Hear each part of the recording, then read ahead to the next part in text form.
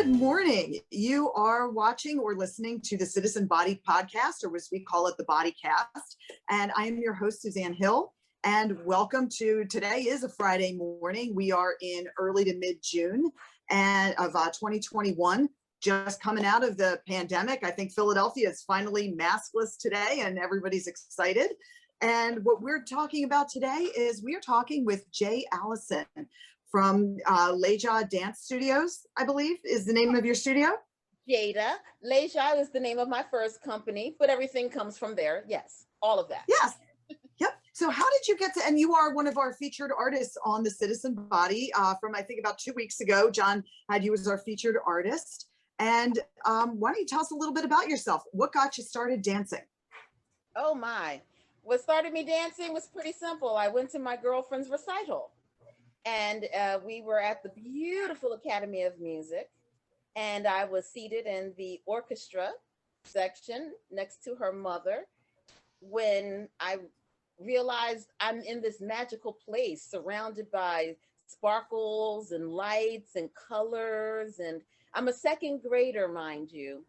And okay, I was just going to ask how old you are.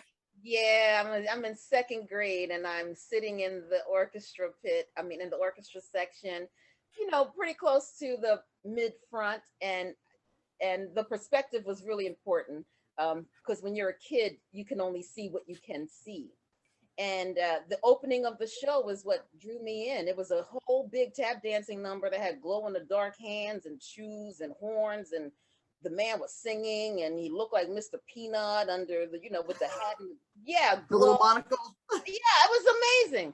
I was like, that's what I want to be when I grow up, and the more I watched this show and the different kind of dances they did, I was like, oh yeah, I need to do this when I grow up. I just knew I needed to be a song and dance, tap dancing, singing, kick your legs up kind of a person. And then did they were you encouraged then as a kid when you knew that that's what you wanted to do? Did people encourage? Like, unfortunately, when we had that conversation in careers, and I was probably about 7 or 8 years old, and I told them I wanted to be a New York City cab driver, and I think I might have spent a few days in the psychologist's office for that one. But did they nurture your love and your talent? Not at all. Okay, what happened? I did not know what happened. They just never addressed it, no matter how much I brought it up. It was just something that was never, they just ignored it. So far as I was concerned, from my perspective as a 7, 8-year-old child, I know they wish that they could have sent me to a psychiatrist or something. But what ended up happening was I was a Girl Scout as well. So I'm a brownie. And I'm there with the other girls. And there are times when you need to create something else during your meetings. And when they were in between thinking, I would grab the girls and I would create dances. So, okay. And then it would catch on, whereas they would allow me to present my little dancing at Girl Scout Sunday performances. So I was able to put dances out even before I knew what the word choreography meant. Okay. So that kind of a thing is what happened. I just didn't know what I was doing, and I was doing it anyway. Kind of the story of my life. Now, did you then start to take lessons? No. Wow. I know. It's weird. It's a weird story. I just didn't know economics as a child. You don't know anything about money. So I didn't know my parents couldn't afford lessons. So they were not going to bring that up to me. And at that time, this is back in the 70s. This is back in the 70s. So 72, I'm in second grade. My years right along with the numbers. 72, third grade, 73, 74, right. I go right along. So here I am in second and third grade making up these dances. I have no clue of what's going on. In church, they don't do dance. So there was no such thing as dance ministries as there are today, where you could even get somebody teaching you something. Yeah. But there were drill teams in the recreation centers around here. So we could do step and drill team like majorettes, and I learned how to do that kind of a thing. And I wasn't highly coordinated as a kid. I looked like a baby pony. My knock knees would just, Uh, I would fall down a lot. No one ever believed that I would grow up to be a dancer. Like, it's the most amazing thing to my family that I became a dancer. I could barely walk as a kid or talk. I had a speech impediment where I stuttered a lot. Okay. Yeah, so they worked a lot with me on the trying to get my speech together, but they ignored everything else. The speech thing didn't work out either from their side. The speech worked out when I started teaching dance, and the woman Okay. who ran the dancing school told me that the children are not going to take me seriously because I stutter. And then she explained how my brain is running quick. Mhm. My lips cannot keep up with it. So what you want to do is take a breath, speak one word at a time. Even though it is slow, the children will respect you more and you will get full sentences out. And it worked. And over time, I was able to speed up my speech pattern. But that I was 16 at that point. But I did start training at when the High School for the Creative and Performing Arts opened at Broad and Spruce Street, when they opened the public school for arts. Without any dance training, my girlfriend put me in her basement and taught me how to do pliés and tendus and battements. And Is this the same friend that you were watching in the recital? I wish it were. What's funny about her, my girlfriend in that recital lived right up the street from me. And she's a fantastic dancer. And since I told you they worked on my voice, I thought I was a singer and she thought she was a dancer. It turned out to be the opposite. Wow. We were insane as children, but we went to junior high school, middle school together, where I met another friend in my class, and she also went to that dancing school. Okay. And she's the one who, in our 8th grade, we were in 8th grade, and our school realized that these 8th grade students were really talented in the arts. So they put together the first ever musical. They called it Dreamland Cafe, and it was a Harlem Renaissance styled musical. And they had us audition for everything. I told you I thought I could sing. So I had both of my girlfriends, both of the dancers, as my backup, and I was Diana Ross and they were the Supremes. Uh-huh. I was terrible, apparently. But they gave me the lead role as a dancer. I got to do a solo as Minnie the Moocher. Amazing. And of course, chorus dancing in my platform heels, and we're doing flips with the boys and things like that. So we did an entire musical in 8th grade. That was the year Performing Arts High School developed and opened. January of 78 was the beginning of the High School for the Creative and Performing Arts. And they were looking for more students to come in September. And our our musical directors at middle school let us know this. Hey, they're opening a new school for the arts. You guys should go audition. I'm freaking out because all I have is what they taught me. And I know they want ballet. So my girlfriend. Yeah. You really haven't had any formal training at this point.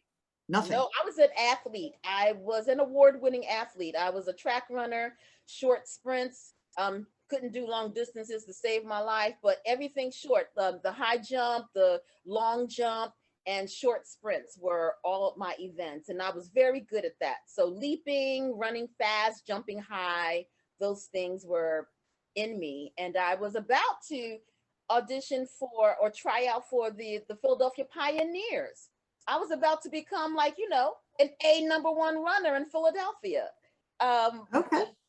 When I saw that this school was opening up and they wanted people to come in, one of my girlfriends has more space. So I went into her basement and she's the one that taught me everything. One of the Supremes. So right, the one who could sing better than I could, got the singing solo of "Give Me a Bigfoot," and a bottle of beer. Like she got to sing that kind of a song, and I got booted to the side to do a dance. But I'm sure it was wonderful. It was Minnie the Moocher, and I got to be the starring role. And ironically, I got to be Minnie the Moocher when I was like 30 years old in a play as well. That took me by surprise. How things come back around for you. But yes, you're right. I had no training except that. And the girlfriend took me into her basement. She told me what the words were. We studied Spanish in middle school, so we didn't have French. And when she explained that this was a French vocabulary style dance, but you need to remember these words, we didn't know how to spell them, but we used our Spanish training to phonetically write out these words so it would be in a different language. So I had an understanding of what it was, how the language should flow, and she made my choreography to Music Box Dancer. Okay. And for some reason, the people at the audition for the high school selected me to come to their school. And I got my letter of acceptance on graduation day from middle school.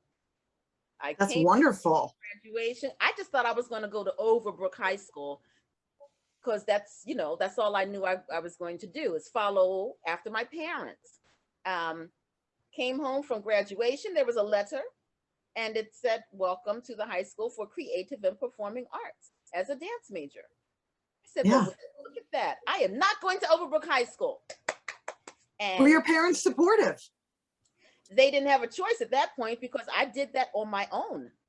Yeah. So for the first year, I guess they wanted to see how things would really pan out with me. Like, was she really serious about this?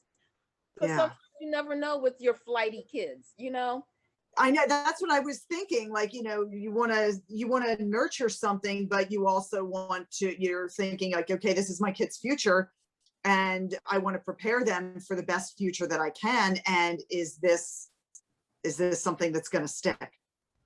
They didn't think it would because no one was an artist person. Art is a hobby. Everyone can draw, everyone can paint something. We can put together things, but no one took it seriously. So I would have been the first person to take it seriously. So they just waited. And after ninth grade, they decided I was serious. So in 10th grade, they allowed me to go to Massey School of Dance until I graduated. So I was able to get more studies in. I was able to dance in both places, at the high school, at the dancing school. And ironically, that Leja name you brought up, I was in 9th grade, day one of high school. This kid pulled all of us who he thought were good dancers aside and asked us to stick around after school so that we can become a dance company. Okay. And that's how Leja began. Wow. I was the only person to stick with him when we graduated and moved on to become Leja Dance Theater. So a lot of been a much longer name if anybody else had stuck it out. That's right. Because I think it's a combination of his name and your name. That's right. Yeah. That's right. But it was so just then oh well. Yeah. The name. So you opened. So at that point, you opened your own studio. Well, we started a dance company. Okay. And he was a Broadway person, so he was a child prodigy. Let's get this straight.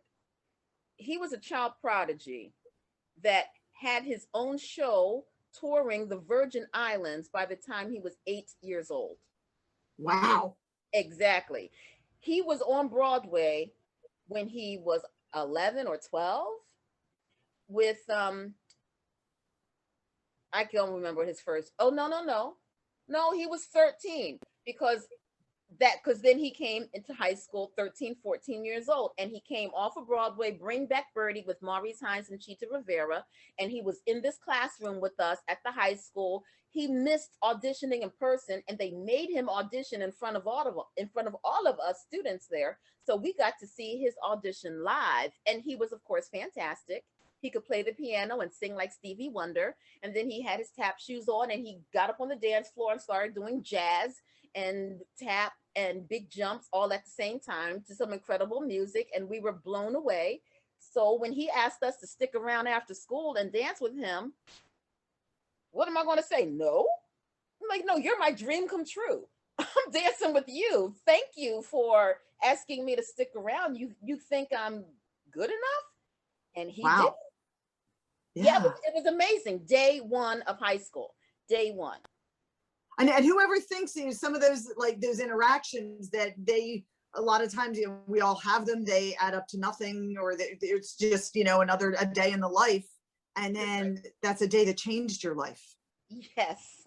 Yes. Yeah. Wow. For good. Yeah. So you guys, so you have your company. What have you danced in that we may have seen? You remember the first public thing that you would have seen is Dance Fever. You know the show Dance Fever? Yes.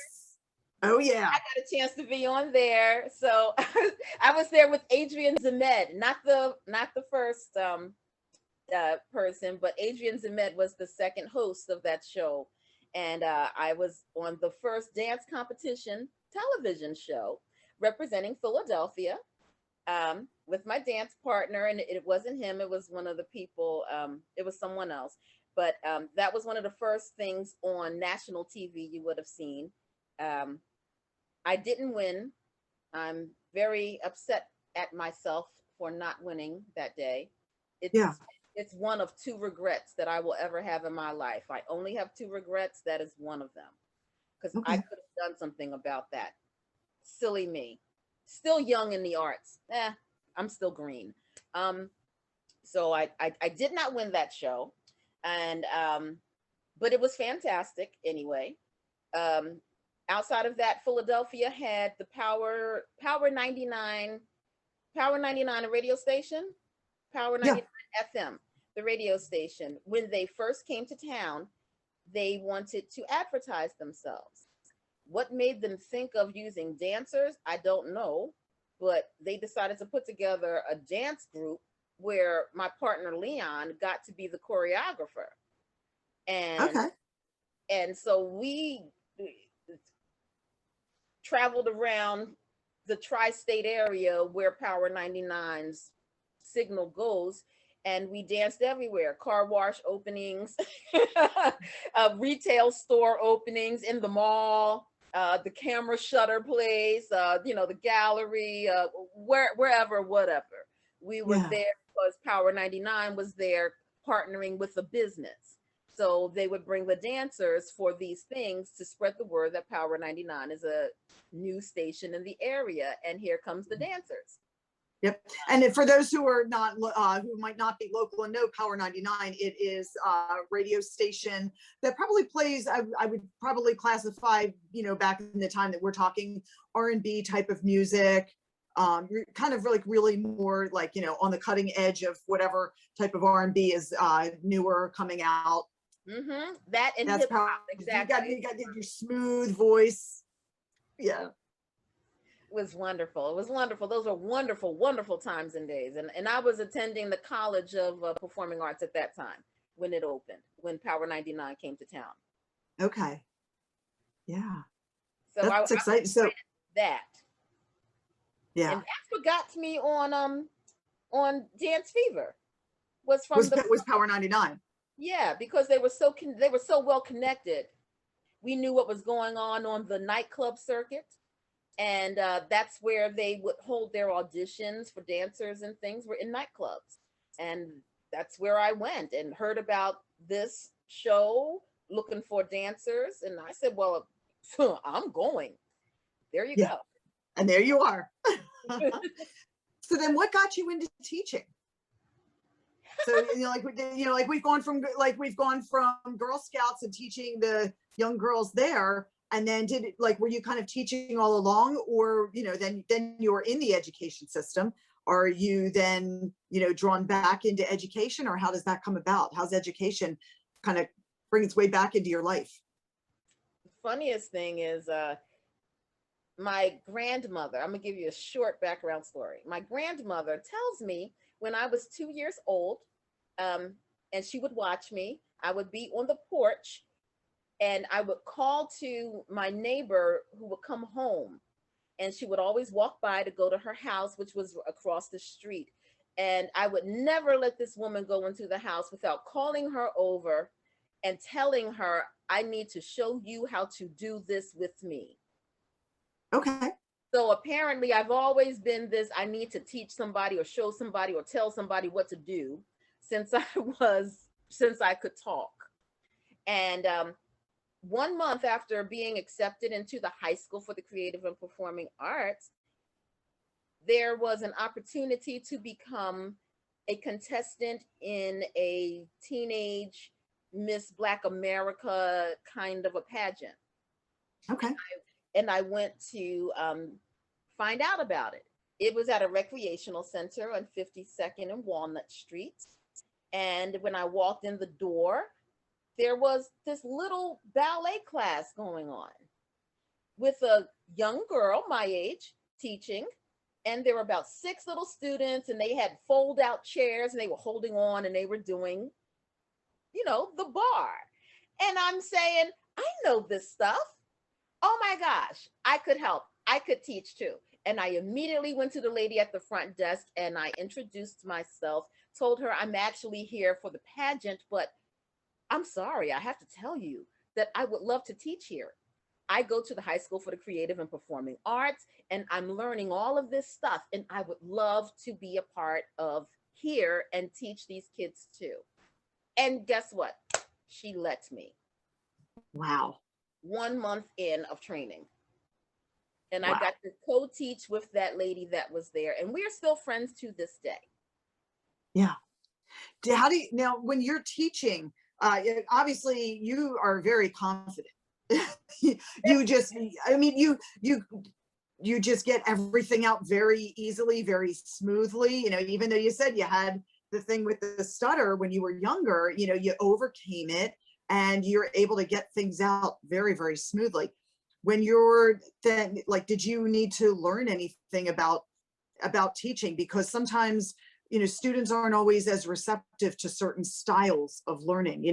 I think in school, we've all had to take as the student that you're like learning assessment profile, and they divide it into 4 blocks, and you're like, either you're an extrovert or you're an introvert, or you need to you're a visual learner, you're a physical learner, and we all have to take that little test. And I have to, I'm an educator at my job too. When I take a student and they give you this, and our person always tells me, hey, all right, you're going to have to be careful because so-and-so is a very such and such style learner. And then I'd be like, okay, what is it that I need to adapt to make this person's experience successful? And do you find that with dance? Because it's very different than trying to teach a profession. You're trying to teach somebody something that's physical and it's in them. It's not just book learning. It's, bringing that out in somebody. And what do you find challenging with that?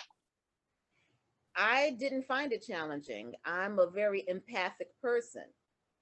So Okay. I adapt to whoever is around me. I didn't understand this for at least 15 years, that it was a natural thing for me to feel people, feel them out, and give them what they needed.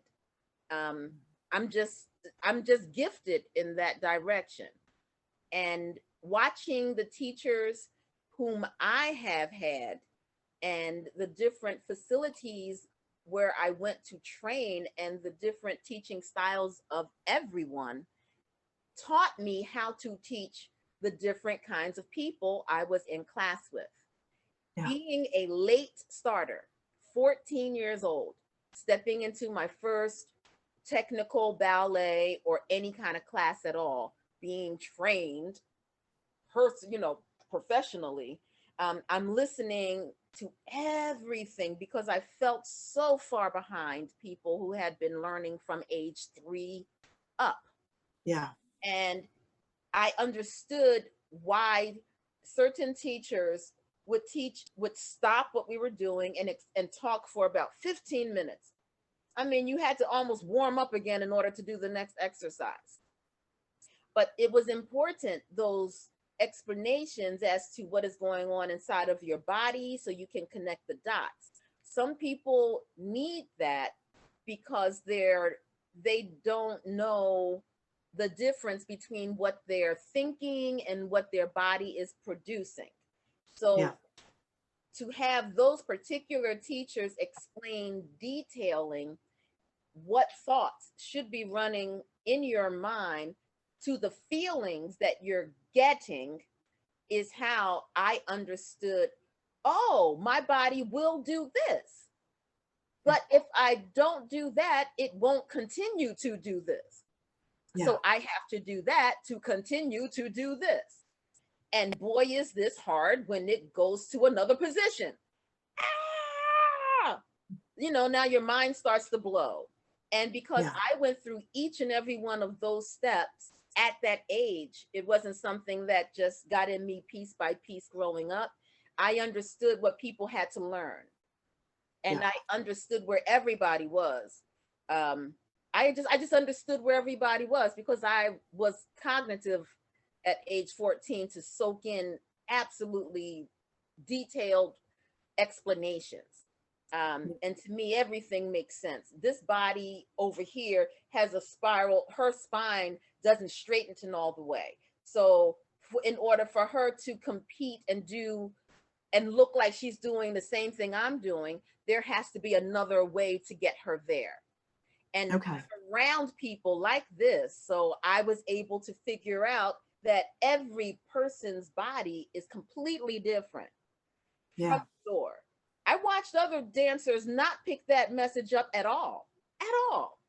And that always bothered me. I'm like, well, how can you help the next person and you don't understand that her feet don't point like yours or Yeah. his hips don't open like yours? You can't expect everyone to dance just like you. We had ice skaters in our class, those who had different ways that they had to communicate movement outside of the dance, of the formal dance world.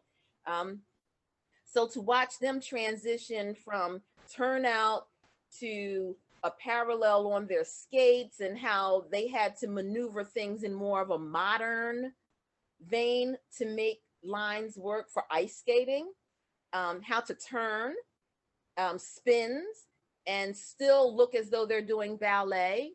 All of those things were really effective for me to soak in because I found it all fascinating. I found everybody's bodies fascinating. So I just never understood why other teachers did not assimilate to their children. And you just expect everyone to be a cookie cutter of each other. Ballet world is especially designed that way. And it's difficult to find people who will bend. Well, at that time, things have continued to progress now. But I've never had a problem disseminating the differences of bodies. I enjoy it. I've always enjoyed it because I didn't know any different. So I was just lucky. I was just really, really lucky that I was curious, that my curiosity ran like down into my gut. It really ran down here. Watch people who will go to church like me. I'm a church girl. And other people who went to church and yet they were ashamed to wear short sleeves or tank tops in dance class, or to move in a certain way, as though some dances are just forbidden. And, you know, I also found the variety of textures from your thoughts in your upbringing and how that affects how you move as well. All of it, just really curious. So it got down in here. So it didn't matter the direction anyone came from, that I ended up teaching from age 14, 1 month in. And I've never stopped teaching. I've never stopped from that point. There wasn't a year. Okay. There was a few years when I was across the seas in Europe doing shows. Yeah. But even then, I would still end up teaching a workshop here or there at somebody's dancing school. Yeah. It didn't matter. I was always teaching somebody somewhere. Yeah. And then I got residencies overseas where I got to continue teaching for a full year. You know, I wrote my first play. I wrote my first musical in Italy, and I decided to make it a musical. So there were words. So my play was done in Italian. You know, I was just going to ask if it was done in Italian. It was done in Italian. Everything had to be translated in Italian. You know, a 30-minute play with children singing. Speaking, doing theater and dancing. So those things combined: theater, dance, jazz, and tap, and theater. And the first time I was able to create that was in Italy, of all things, and it was done in Italian. Go figure. Wow. And then I know my first play wasn't even in English. That must have been fun. I've been to Italy, and it's just such a beautiful place. And you know, what part of Italy were you in? I was in Bari, in the south, at the heel of the boot. Yes. Oh, yeah. I was in Italy for a cycling trip. It was we actually loved it so much we went back again, and it was just yeah. The place where we were, you probably never heard of it, but anybody who's watched that TV show, The Jersey Shore, with all the crew from MTV, they were there. And when they decided to go on vacation, they went to where the locals went, and that was actually where we stayed in like a mom and pop hotel and just rode out. So we were on the Adriatic coast, so all the way over on the east. Oh yeah, and maybe about halfway up like the calf of the boot. And it was such an incredible experience, and just so much fun, and just such a beautiful place to be. It was so different. You were along the coast as well? Yeah, we were along the Adriatic coast, and they didn't stay in the same place that we did, but their resort, like we walked on the beach, and we were up in that area. I was there well before the television show was ever on, but when I watched it just for that, and I'm like, oh yeah, that's so and so's hotel. I can't remember the name of it, but it was just such a beautiful place. And then they had it in that weird style of filming that they did that kind of made it look like it was a pornography film or something, the way that they filmed that Jersey Shore show. And I was like, it's not quite what it looked like when I was there, but I could see. I was like, okay, that's it. It was Italy was just beautiful. The fresh fish was like the main thing that was like the first thing that my head went, wow, this is the best fish I've ever had in my life, because right there on the coast, it's like they caught it. They literally they would catch it right from there, and it was on your table that evening. Like we would go out for a ride, and the people who were running the hotel, they were like, what would you like to eat tonight? Do you want chicken, do you want meat, or do you want fish? And of course the answer is always going to be fish. And because you were right there, and it might be a different type of fish each time, but they just boiled it, and they laid it out, and the eyeball was still in there, which I wasn't very used to. Like when you got fish, you were literally handed a fish, and it was cooked, but I'd never eaten a fish that way. But it was so fresh, and it was just I know it's so different. But anyway, just to remind everybody that you are listening to or watching the Citizen Body podcast, and I am talking with Allison, and you are also an author. I am now, yes. Yeah. So your first book is Chronicles of Carol in Color, and it's a children's book, correct? That one is definitely a children's book. Where yes, that's a children's inspirational book. I want them to know they can be anything they want to be. And you kind of wrote it basically as almost like an autobiography, correct? Correct. Yeah. Wow. And where can we can find that on Amazon, or you can download it onto a Kindle. And you can find it on Barnes and Noble as well. On all the regular sites, you can find Carols in Color, Chronicles of Carols in Color. I'm very thrilled about that, because you don't get to know too much dance history, local dance history. It's almost like folkloric, and I wanted to make sure that pieces of history did not get lost. Um, Too many people work so hard to grow dance in this area, and many of them are forgotten. So I didn't want this little corner to be taken for granted, and I also wanted to make sure that that my name was attached to it because I helped. Yeah, you did. You definitely did. And then you wrote a sequel to the book. Yes, I wanted adults to understand more about that process of carols in color, of what it took to become a carols in color. And through that process, I realized, adults just really seem to, like my parents did, ignore because they don't know how else to address it, your child's artistic leanings. And there's got to be a way for you to address it, any kind of way for you to address it. And don't leave the child in the dark. They may have to do what I did and just roam around until they can find their way into the arts that they want.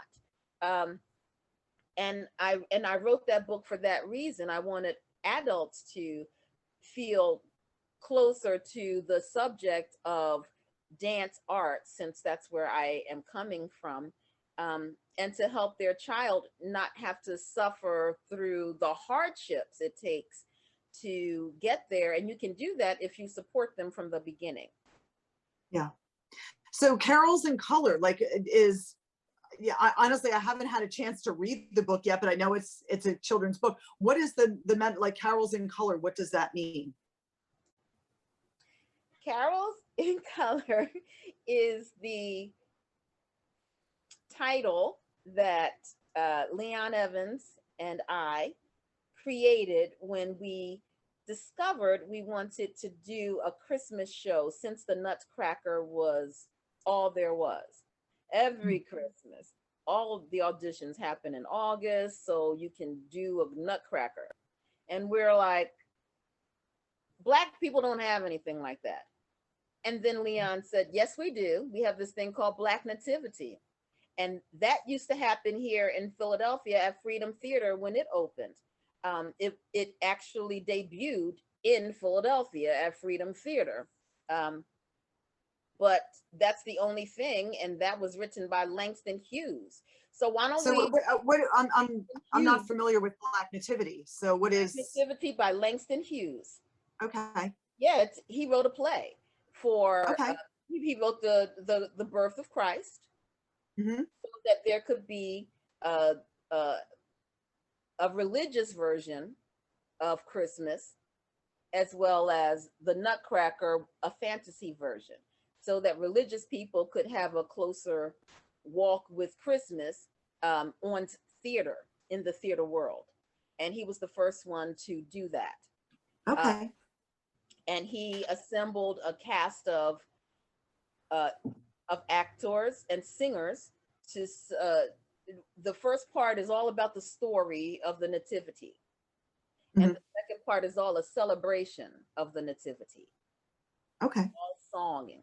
And so when Leon explained to me the format of this show, we both looked at each other and kind of thought, well, we're dancers, so we need to dance this whole thing out. Why don't we just write our own version of it? So we took his idea, went into the Bible, pulled out from Matthew the most eloquent version of the nativity and Jesus's life, and we put together our own version of the nativity story, and we danced it out. And we were like, well, what do we call this thing? Well, it's written for Black church people, so tossing it around. Carols is our major thing. That's how we're telling the story, through the Christmas carols. And we're colored people, Carols in Color. And that's how we actually came up with the title. Wow. No, we wanted to do something fun though. But we did with Black Nativity. We wanted to take the Peanuts, the Charlie Brown Christmas, Yeah. and do a Charlie Dark Brown Christmas. Okay. Yeah, but we ended up doing the does other it still, do you still run it at all, or? I have nothing to do with our company broke up. Leisure broke up 3 years in to Carols in Color. Okay. So in 1995, we broke up. Okay. And I've not had anything to do with their version of that production since. They continued on as a group and kind of, I don't know, left mama on the side, you know, oh, we don't work with her or talk to her anymore. So I'm left over here and I don't have these people any longer. So I had to leave an entire world because of this. Yeah. And so I had to start my own new world. And I didn't start with a big cast. So Yeah.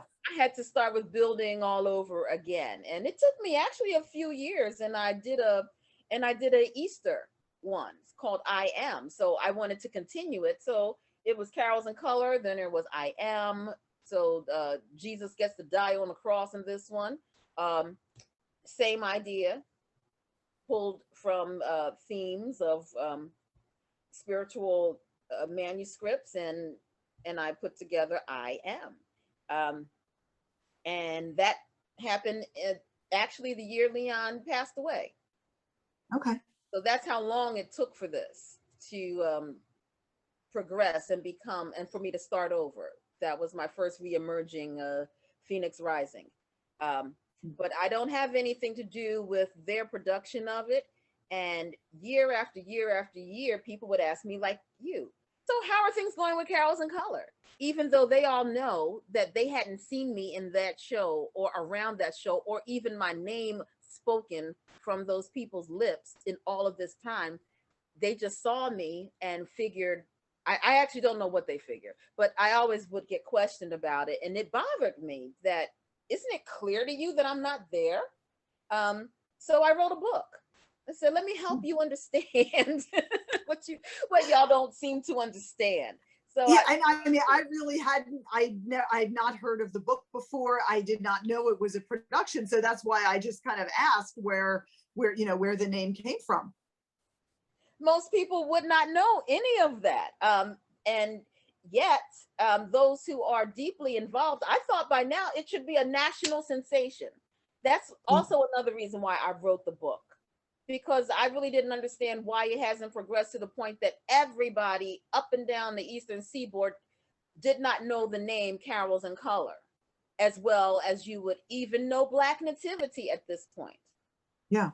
So, I needed to up the reputation of Carols in Color as it needed to be upheld, because it's still running every year. It's been like 25 years at this point, and the show is still running every year. Is it just running locally, or did it expand? Well, if it had expanded it, you would know more about it. I know it, yeah. And exactly. So that's why I wrote the book. I didn't understand what's going on. I'm not a part of the production anymore, so I don't. All I know is that they're doing it. I know they're doing it. I get a little advertisement most years about it. I have nothing to do with anything over there, but I know that it's going on, and I don't know how come people and friends of mine in other states don't know about it. So I wrote about it. Now they know about it. Yeah. Now they know there is something. They may not know as much about it as they would like, because the idea was we were to compete with the Nutcracker. Yeah. So why not spread it around? Yeah. I mean, there are 5 companies touring in different places doing Carols in Color. Yeah, I have to admit, I'm not much I am not as familiar with theater. I saw a production of Annie when I was in the 4th grade. And it's funny because we met a young girl who is, she goes to a school for the performing arts, and she was dating my boyfriend's son, and at the time, and I just remember asking her, we were just having conversation with her, and I told her, I haven't I'm not really familiar with a lot of theater stuff. I've seen Annie, and she goes, "Oh, I've done that on Broadway 473 times." I'm like, 473 times. I love yeah. that. I'm like, Yes. okay, so you're familiar with the songs then, because I can sing Tomorrow. I know that one. Exactly. That's about it. So Exactly. And everyone should be singing hallelujah, if you ask me, because it's like the main staple of this play. And why isn't it as familiar? So I wrote a book. yeah.